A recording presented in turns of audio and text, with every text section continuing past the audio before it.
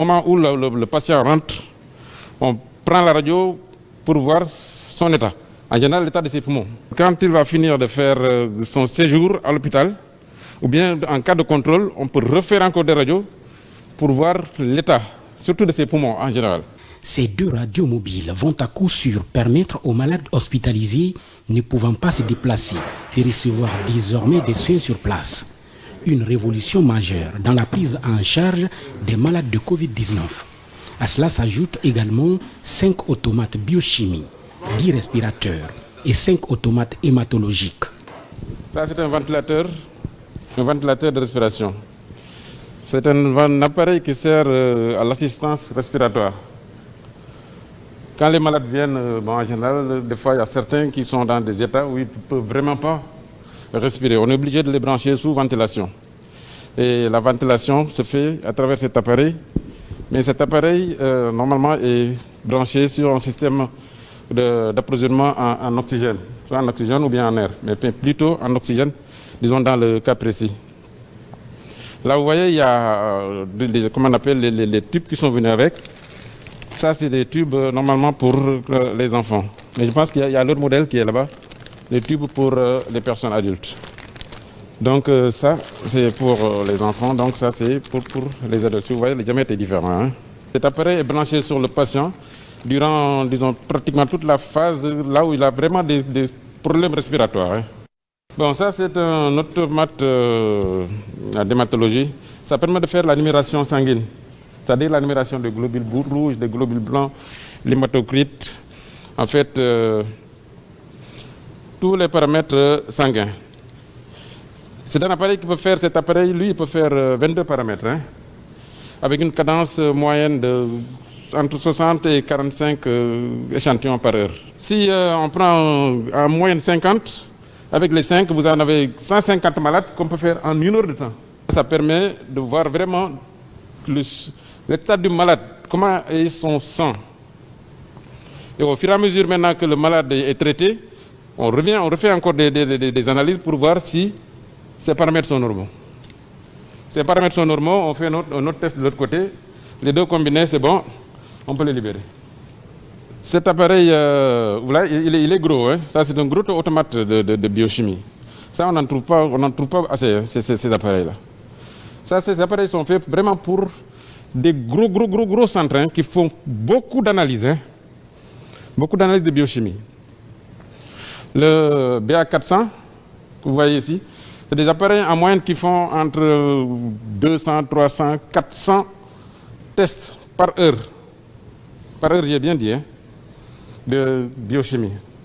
Le directeur général de la pharmacie centrale se réjouit des nombreux efforts consentis par le président de la République dans la lutte contre le coronavirus en Guinée. C'est extrêmement important aujourd'hui de savoir que Monsieur le Président de la République, le professeur Alpha Condé, est en train de fournir de gros efforts. Il y a une semaine, nous avons reçu 6 extracteurs pour améliorer la capacité de dépistage et d'analyse des laboratoires, et ce qui augmente le nombre à 7. Et sans oublier avec les infrastructures qui sont déjà construites, notamment vous avez Matam qui est complètement équipé, et bien équipé, les maladies y sont. Vous avez aujourd'hui la construction de 2 hangars importants dans la cour de l'hôpital Bessia. Et ce qui veut dire qu'il y a des efforts importants du chef d'État. Nous, Guinéens, chacun de nous doit jouer sa partition. Si c'est un souci majeur aujourd'hui pour le président d'en finir avec le Covid-19, il appartient à chacun de nous de jouer sa partition. Et tout ce qu'on demande aux Guinéens, c'est de se protéger. Et le meilleur moyen de se protéger, c'est de respecter les règles barrières. Et ce n'est pas compliqué. Porter son masque, laver la main, c'est tout ce qu'on demande aux Guinéens. En retour, pour se protéger avant de protéger les autres. Pour moi, c'est le retour de l'ascenseur qu'on peut faire aujourd'hui au président, qui a le souci de finir avec Covid le plus rapidement possible. Ça en témoigne son engagement et en témoigne ses équipements qui sont importants, qui vont améliorer la prise en charge des malades graves au niveau du Donka. Ces équipements médicaux importants sont accompagnés de 40 000 écouvillons destinés au prélèvement pour le dépistage de Covid-19 et de plusieurs milliers de masques. Un investissement énorme du chef de l'État qui permettra sans nul doute de renforcer le système de santé du pays, tout en améliorant substantiellement la prise en charge des patients. Pour une lutte plus efficace, il y a cette offensive de la synergie des OSC, organisation de la société civile. La structure a dépêché sur le terrain plusieurs jeunes médecins qui, pour un porte-à-porte, l'opération concerne certains quartiers parmi les plus touchés à Conakry. Bessia, dans la commune de Matoto, est l'une des étapes. Je vous propose de suivre le compte-rendu de cette campagne avec Mamadi Terna Kamisoko. Ils sont médecins, acteurs de la société civile et membres d'organisations socio-professionnelles à se déployer sur le terrain contre le Covid-19. Dans les rues, les passants et autres conducteurs de taxi-moto sont sensibilisés et dotés de masques de protection individuelle. Le même exercice amène cette synergie des jeunes leaders dans certains quartiers et dans les marchés de la tannerie, de Matoto et de Bessia. Des zones choisies à cause de la fréquence des contaminations communautaires à ces endroits. Nous remercions l'ANS, le ministère de la Santé et les docteurs qui sont venus nous sensibiliser et nous donner les bavettes gratuitement. Nous remercions très beaucoup le gouvernement aussi, que la maladie là quitte chez nous. On voit que les gens ne sont vraiment pas sensibilisés comme ça se doit.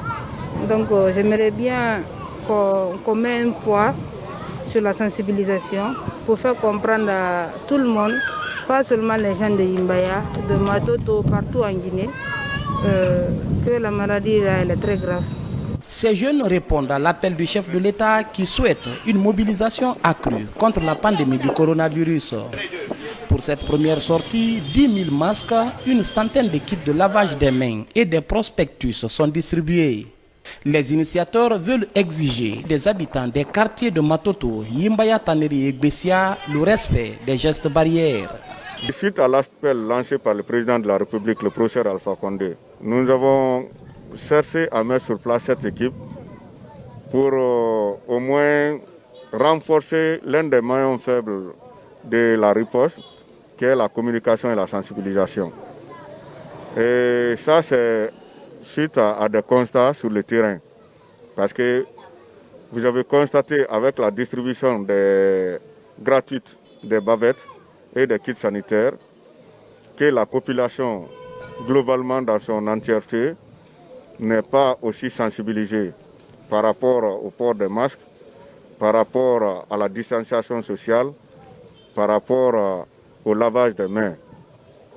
Avec plus de 500 cas confirmés de Covid-19, la commune de Matoto reste la plus touchée dans la capitale. Aujourd'hui, les actions de sensibilisation se renforcent dans les quartiers les plus touchés, avec pour défi de rompre la chaîne de transmission de la maladie.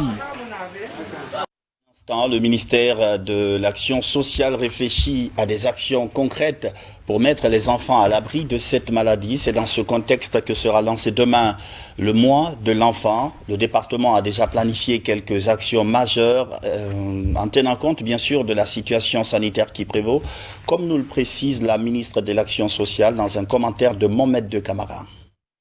Cela fait plus de 2 décennies que la Guinée a dédié le mois de juin aux moins de 18 ans.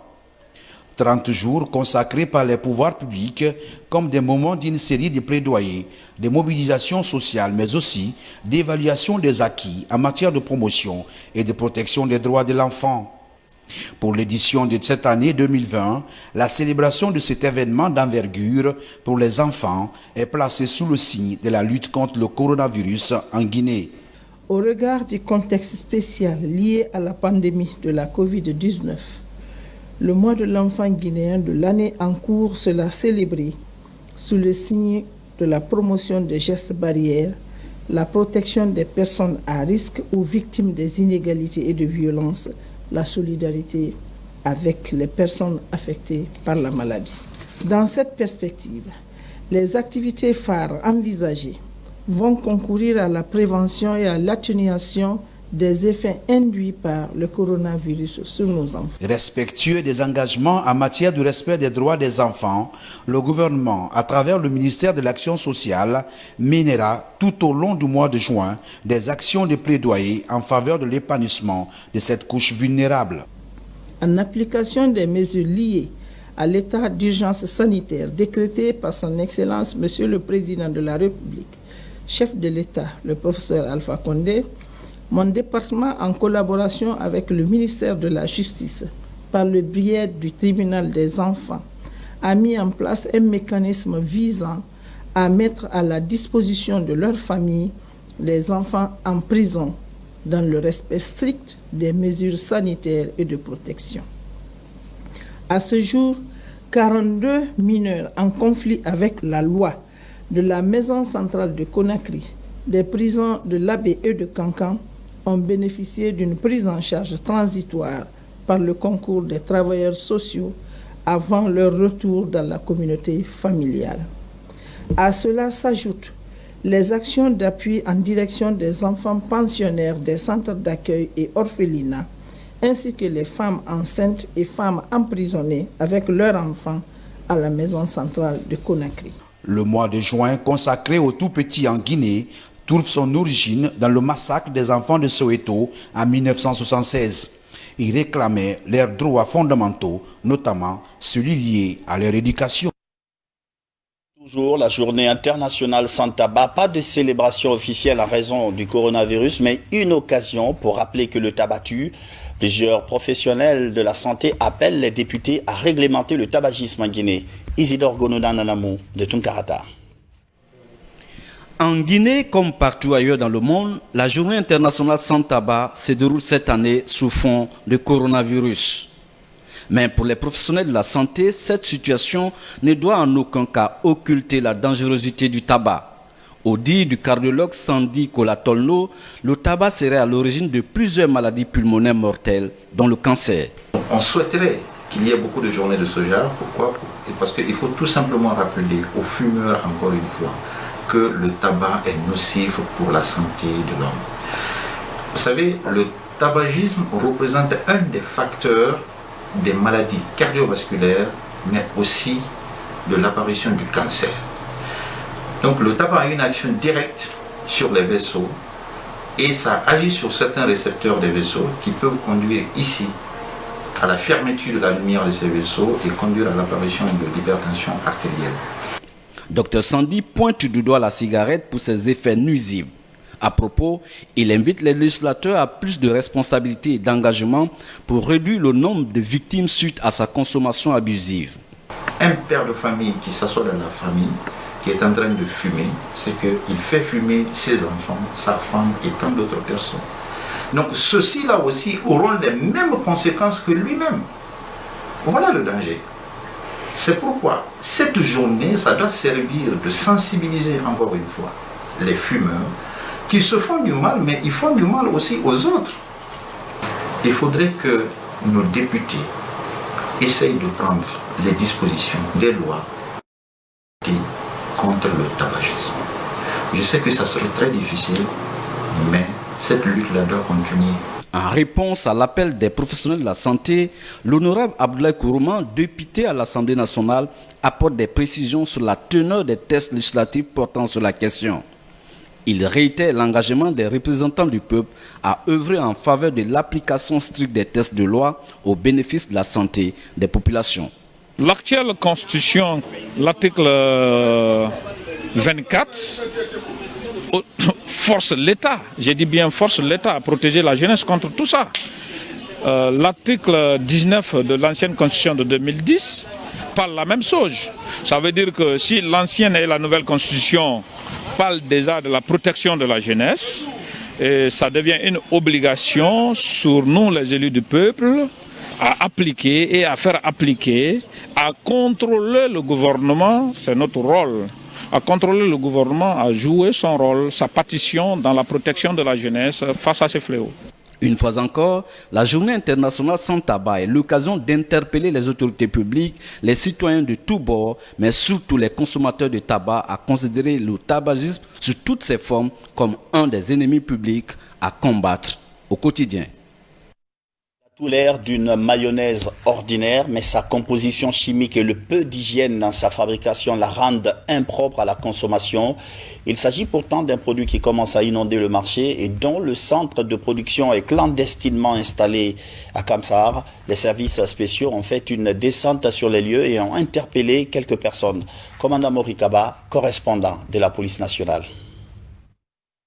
Implantée dans les faubourgs de Kamsar, cette usine agréée pour l'eau minérale fabriquerait plutôt de façon clandestine de la mayonnaise.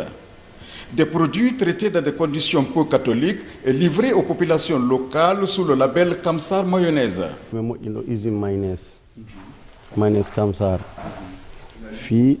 j'ai fait cette usine dans l'intention d'aider les populations guinéennes, puisque l'État a demandé à ce que chacun d'entre nous contribue pour le développement de la nation.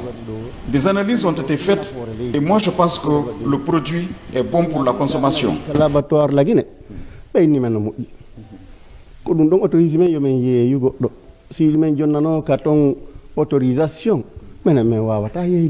C'est l'eau qu'il a comme agrément.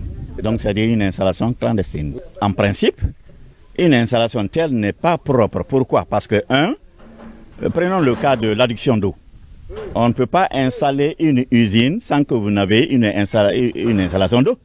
C'est de dire à la population de s'abstenir pour le moment là à l'achat de ce produit qu'on appelle Kamsar Mayonnaise. Nous avons constaté effectivement que nous n'avons aucun statut juridique. Ça c'est pas d'agrément, c'est-à-dire le RCCM, il n'y a pas. Donc pas un procès verbal pour dire que c'est une société ou bien qu'elle soit anonyme ou sale. Pas un document qui dit effectivement que c'est une ONG. Donc on est dans ce conflit.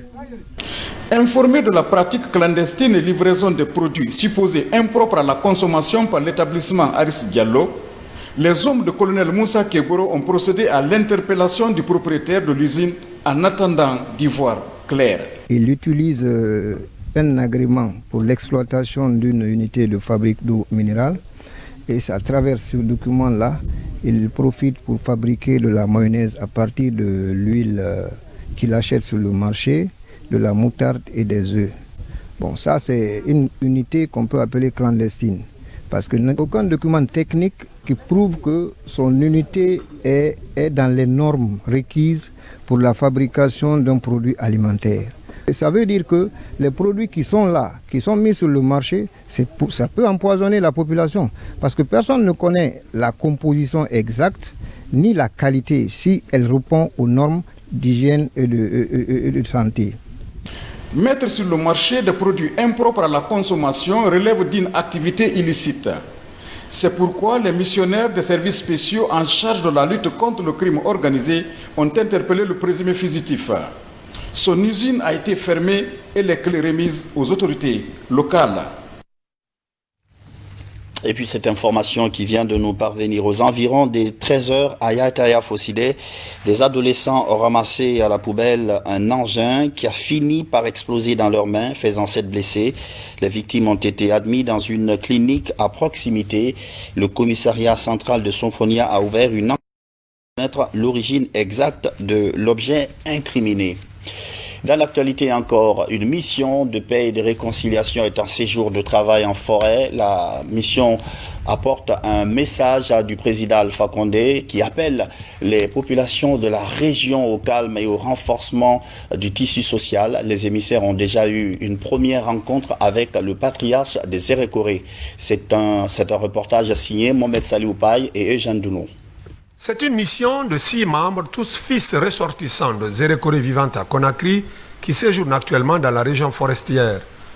Dépêchée par le chef de l'État, la mission se fixe pour objectif l'instauration d'une paix durable et définitive dans la région. Le souci du président de la République, le président Alpha Condé, c'est la paix à Zérékoré. On a beaucoup de projets ici. Vous avez Simandou, vous avez Zogota, vous avez le Nimba. Vous êtes des intellectuels, vous savez, personne ne met son argent quand il y a la pagaille. Donc notre présence, l'objet de notre présence, c'est de contribuer à la paix, à la convivialité, à la fraternité entre les filles et les fils de cette ville. Cette rencontre a regroupé autour du patriarche les représentants des 9 groupes sociaux vivant à Zérékoré, les confessions religieuses, la notabilité, la société civile, les groupements et associations ainsi que les forces de défense et de sécurité. Au terme des débats riches et enrichissants, des débuts de solutions ont été apportés aux causes profondes liées aux différentes crises, le respect des valeurs traditionnelles et de la notabilité. Et ce qui est important, c'est la volonté qui sous-tend cette action de sensibilisation. Parce qu'aujourd'hui, tout le monde est unanime qu'il faut que ça cesse, ça s'arrête. Donc nos frères, cadres ressortissants de Zérekoré, résidents à Conakry, sont venus se joindre à nous pour nous accompagner dans ce que nous faisions, pour qu'eux aussi, ils peuvent dire leur part de vérité à leurs parents, à leurs amis, à leurs frères, à leurs sœurs, à leurs épouses, pour l'instauration de la paix. La mission entend également rencontrer tous les patriarches de la région de Zérekoré. Au sortir de cette rencontre, des lueurs d'espoir pointent déjà à l'horizon à la faveur du renforcement du tissu social pour un développement harmonieux de la région. Signé Mohamed Salioupaï et Mohamed Lamine Diallo. Des vivres et un peu d'argent pour les sinistrés de Kenyoko. Le gouvernement vole au secours des victimes d'intempéries naturelles. C'est le préfet de Mamou qui a procédé à la remise des enveloppes. Mamadou Paté-Baldé, correspondant permanent dans la région. La commune rurale de Kenyoko est située à 55 km du chef-lieu de la préfecture de Mamou. C'est ici que les habitants de cette localité ont été surpris par le passage d'une violente tornade qui a ravagé 102 infrastructures publiques et privées, notamment des écoles et des mosquées. J'étais chez moi, j'avais un petit moteur là, un groupe électrogène, avec lequel je charge le téléphone quand j'ai pas... Bon, j'ai fait asseoir un jeune frère là, donc j'étais à côté de lui pour la petite charge de téléphone là. Donc subitement nous avons été surpris par un vent violent, mais on n'attendait pas un vent si violent. Alors tout d'un coup, la porte d'une salle de vidéo que j'ai construite là s'est ouverte. Nous avons entendu un bruit assourdissant qui a vraiment décoiffé une bonne partie de la salle. Et nous avions dû croire même que c'est un pneu d'un camion qui a explosé. Alors, on s'est levé pour chercher si c'est un camion. On a constaté que ce sont les tôles avec la charpente en général ou en un mot qui s'est quand même renversée. Une bonne partie s'est renversée sur une autre. Et on est revenu nous asseoir.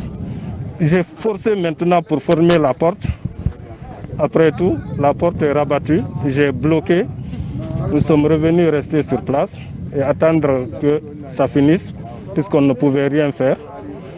Et c'est comme ça que le vent nous a trouvés.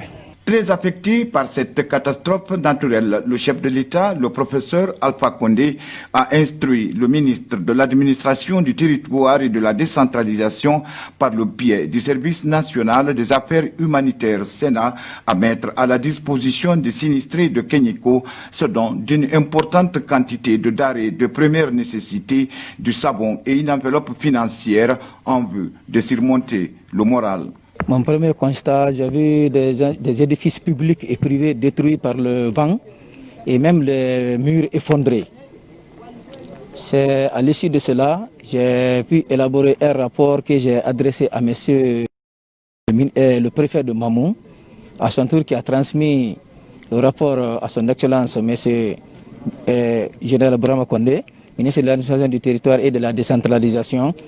Et à travers le ministre de l'Administration, il a passé par le Sénat, Service national des affaires humanitaires, pour un appui aux communautés sinistrées de Kenyoko. Au dire des habitants de Kenyoko, c'est la première fois qu'une tornade aussi violente que celle enregistrée en avril dernier se produit dans cette localité et dans les districts de Harunaya et de Eriko, causant d'importants dégâts matériels. Le maire de la commune rurale de Kenyoko se souvient de cette journée.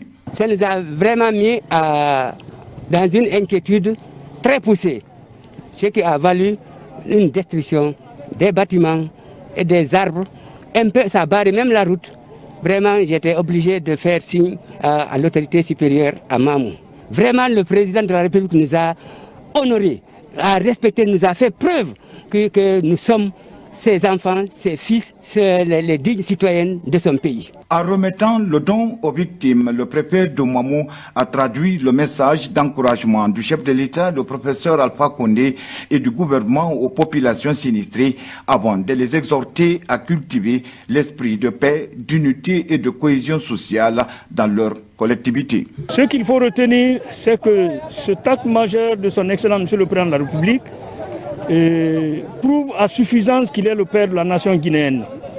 Et quand les situations comme ça de catastrophe éclatent, il met tout en œuvre pour rattraper et corriger, améliorer les conditions de vie des populations et même faire en sorte que les biens qu'ils ont perdus, qu'ils aient de l'élan pour les rattraper à travers l'appui consistant qu'ils donnent aux populations chaque jour que Dieu fait. Avec l'arrivée de la saison hivernale, les populations de ce village s'activent à la reconstruction de leurs maisons ainsi que les infrastructures détruites avec le concours de bonne volonté et des ressortissants. C'est le cas du bloc administratif sous-préfectoral et les locaux de la gendarmerie et la police en chantier dont les travaux sont entièrement financés par El Hadji Sitabari, opérateur économique, fils de Dalaoulin, l'un des districts de Kenyeko. La culture est un secteur durement touché par la crise sanitaire. Comment les artistes vivent-ils cette période? Ce soir, le groupe de danse Pokémon nous fait découvrir son nouveau temple de répétition, du sable à perte de vue, une improvisation à raison de la fermeture des salles des spectacles, mais surtout un endroit approprié pour les acrobates. Moussa Komara. L'industrie de la culture frappée de plein fouet par l'épidémie à coronavirus. Pas de spectacle ou autre. Pour s'adapter à cette situation inédite, les membres du groupe de danse Pokémon trouvent une solution afin de garder leur corps en forme. Au bord de l'océan Atlantique, pas de duel, mais des chorégraphies exécutées avec soin. Les 18 danseurs se mettent en ligne et affichent un seul objectif. Aujourd'hui, vous nous avez trouvés à la répétition. Ici, c'est à Konko la plage. D'abord, avant de commencer, c'est ici, on s'entraîne, on fait nos mouvements, nos sauts, nos trucs physiques, nos cascades. Donc, avant de dépasser ici, on a deux coins, on a Takonko et on a la maison des jeunes de Nongo. Mais pour tout ce qui se passe comme sport, comme acrobat, comme saut, comme dinguerie, comme le truc à la Pokémon, des créations de ouf, ça se passe ici à Takonko, avec mes soldats malades là, inspirés depuis tout petit. Voilà. Baptisée l'équipe nationale de la danse par le ministère de la Culture il y a 6 ans, aujourd'hui Pokémon Nyakri 224 est l'une des meilleures structures de danse la plus connue à l'international. À seulement 14 ans d'expérience, le groupe s'est fait une sérieuse réputation dans le milieu de l'acrobatie et de la chorégraphie. Côté compétition, c'est la même histoire. En 2006 et en 2007, on a rapporté des concours nationaux dans les quartiers. On a été meilleur groupe de danse d'Afia. On a été meilleur groupe de danse de la commune de Dixine. Matam, on a participé. Dabondi. Bon, on a été à Daboula aussi. On a été meilleur groupe de danse là-bas à Daboula. On a été meilleur groupe de danse à Kankan Zérekouré. On n'a pas participé pas mal de trucs de compétition à l'intérieur aussi et en Guinée. Le plan international, comme vous nous aviez suivi à l'African Incroyable Talent d'abord, parce que là-bas, c'est grâce à là-bas que nous sommes connus partout au monde. Parce que l'Afrique, l'Europe, presque tout le pays nous avait suivis à l'African Incroyable Talent. Et j'espère qu'on avait bien représenté la Guinée, je suis fier de ça. Et en 2018-2019, on avait été aussi au Sénégal, à Dakar, pour représenter la Guinée. À une compétition nommée Coupe d'Afrique des danses urbaines. Voilà, donc on avait bien représenté la Guinée là-bas aussi, mais vu que c'était une compétition face à face. Voilà, donc on avait remporté aussi deuxième place là-bas. En 2020, mars 2020, on avait été aussi en Côte d'Ivoire aussi pour une deuxième fois, représenter la Guinée dans le festival Massa. Dans une chaleur éprouvante, ils enchaînent des rythmes variés. À la voltige aérienne, c'est une incroyable pyramide humaine très haut dans l'espace. Passionnés de danse, ils trouvent leur inspiration dans les danses traditionnelles du pays. On voit la télé depuis tout petit, quand on regarde la danse de chez nous, on s'inspire à travers ça. Et aujourd'hui, dans les salles de cirque, par exemple cirque Baobab, Teria, et beaucoup de salles. Donc on a Tinafan, on a nos gars qui sont là-bas. Déjà c'est nos maîtres, c'est nos grands maîtres qu'on respecte beaucoup. Donc on s'inspire d'eux pour encore récupérer la danse de chez nous. Et on a quelques maîtres de l'autre côté dans les salles qui nous donnent des formations. Par exemple, si on vient à la plage ici, les physiques que vous voyez là, la plupart de ces physiques c'est produit par Vichy parce que déjà ils travaillent déjà dans une salle d'acrobat, de cirque. Popularisée en 2006, cette danse méconnue renaît en Guinée depuis une dizaine d'années. Une dynamique culturelle explosée par ces jeunes talentueux de la danse hip-hop. Des jeunes prodiges qui font aujourd'hui de leur passion leur métier.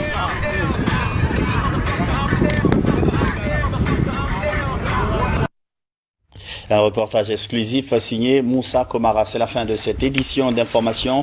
Merci de votre fidélité à la télévision nationale. Demain à 13h, vous serez avec Kadia Toukaba. À 20h30 pour le journal complet. Ce sera avec Maferin Kamara le week-end. Hassan Ilal Silla pour les éditions de la matinée. Et Falilou Diallo à 20h30. Bonsoir et merci.